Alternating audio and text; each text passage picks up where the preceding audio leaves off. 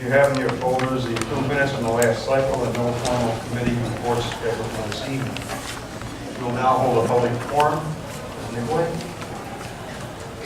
A deputy will assist you when approaching the lectern. Please use our center aisle. There are chairs for those speakers waiting their turn behind the podium.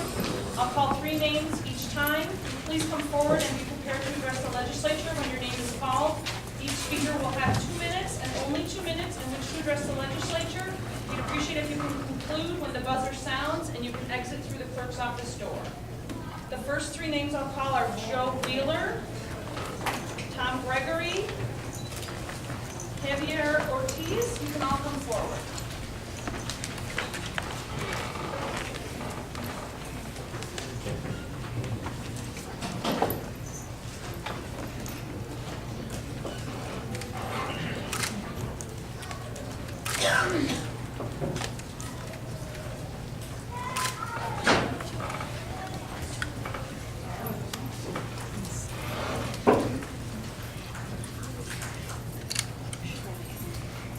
Joe Wheeler can go ahead and start.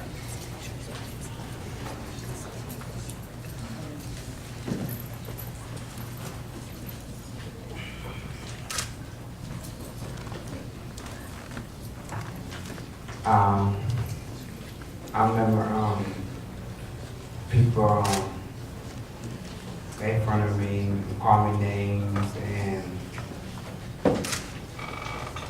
names and be for friends with me and call me names and make fun of me and make me be my friends and they wasn't my friends and all that and call me names and make fun of me and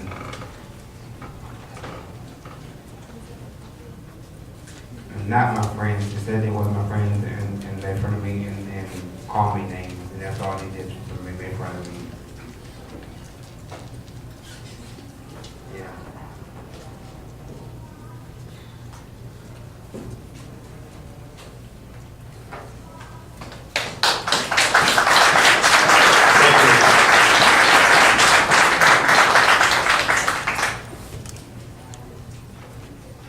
I work for the Center for Disability Rights and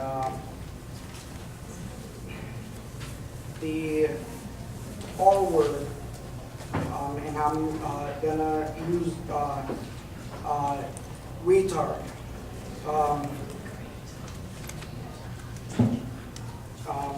I looked up the word retard and the 4th letter or 4th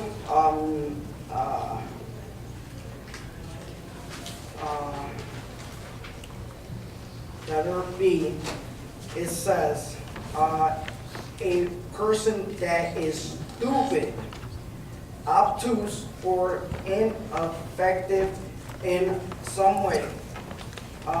A hopeless social retard. That burns me. Burns me because I have had I was disabled at 29 years old, and I've been called a retard. I've been called a misfit that is just, I'm not a misfit because I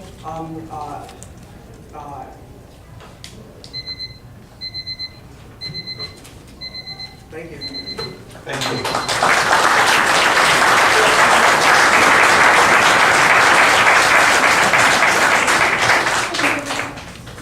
My name is Tom Gregory, and I'm going to speak on behalf of Dan Clark and myself.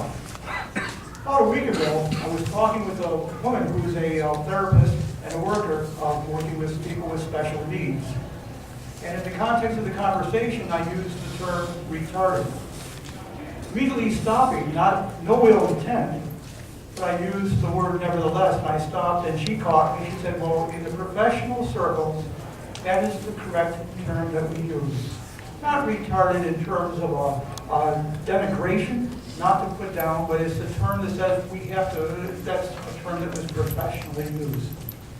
I used the term, I'm sure Dan used the term. I've known Dan Quattro since he's been a legislator in the back row back there.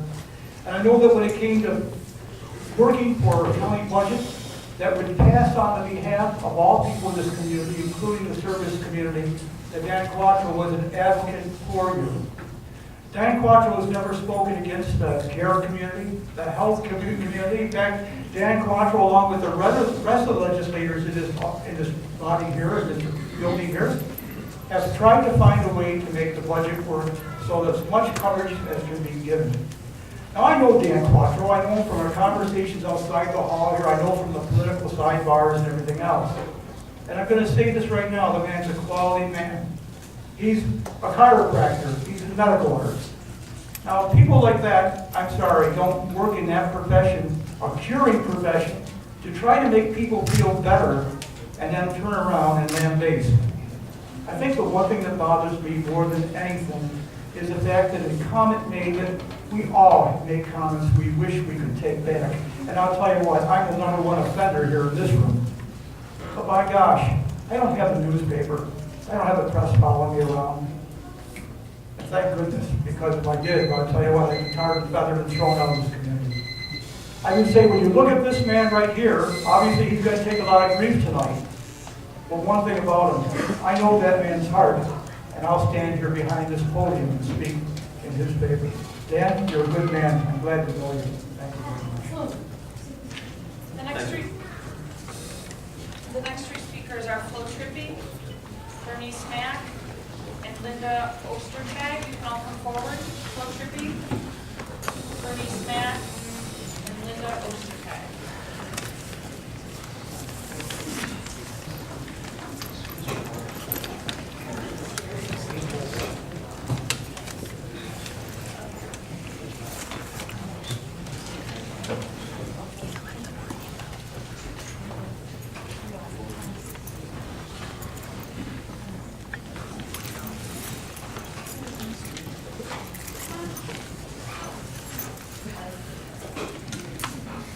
Good evening.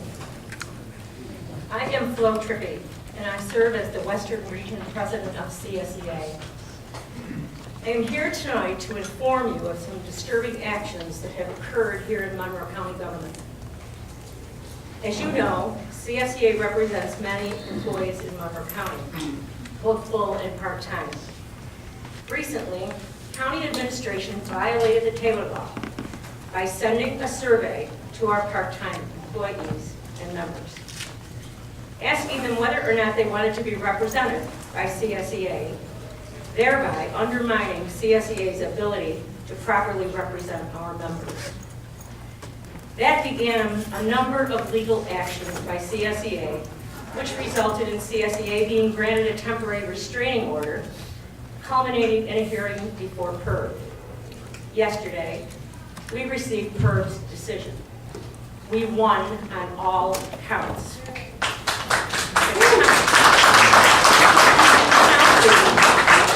county violated the law and was sanctioned by PERB for doing so. Monroe County cannot use surveys and must cease and desist in violating the law. You would think that's where it ends, but when Monroe County is concerned, that's not the case. The Director of Human Resources, Brayton Connard, then provided an interview to the Democratic Chronicle, where he was quoted as saying, CSEA should be embarrassed that they're taking all these union dues and done nothing for their members, adding that members would get raises if the union went away. Hence, another improper practice has been filed with the Public Employee Relations Board, as this is a blatant violation of the Taylor Law and was clearly intended to weaken our members' faith in CSEA. If Brayton Connard was really concerned about the employees of Monroe County, he would make an effort to negotiate a fair contract for these hard-working, dedicated employees.